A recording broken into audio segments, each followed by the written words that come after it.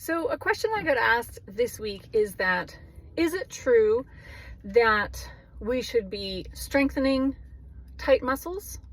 Is it that they are tight because they're weak?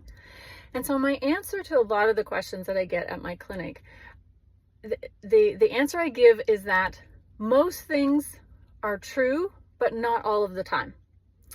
So if a muscle is weak, then it will often present as tension or like tight, restrictive.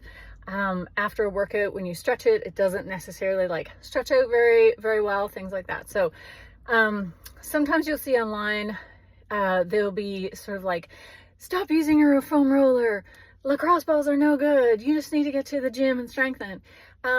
So here's my thing is that if a muscle is weak, then it can often present as tension.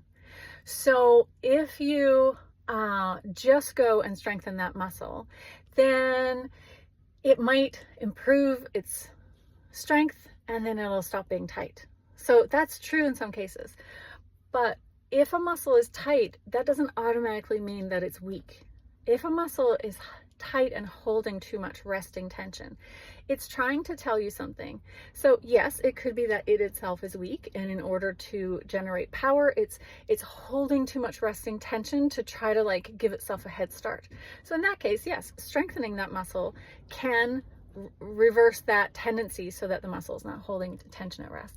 But a lot of times muscles are holding tension at rest, not because they're weak, but because they are trying to brace against something that's weak on the other side, or a movement dysfunction, or a joint that it's attached to is stuck. There's many reasons why a muscle might be presenting with tension. So yes, sometimes a muscle will be tight if it's weak. So in that case, foam rolling, lacrosse balling, all that kind of stuff is not going to get you that relief of tension.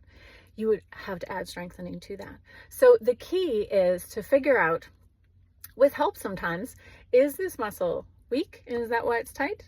Or is there something else that's generating that tension? So if you use your foam roller or your lacrosse ball and you're really not getting anywhere, but that's your only approach, then yeah, maybe add something else to it. I think the thing about all or nothing is, a lot of it is clickbait where it's like, stop using this, do these 3 things, that kind of stuff. It's like all within context. So everything is true most of the time, or most things are true most of the time, but not all of the time. So food for thought. And I'll answer more of your questions if you have them. So some of these questions come generated from my clients at work, but if you have a question, shoot it to me and I'll try to address it.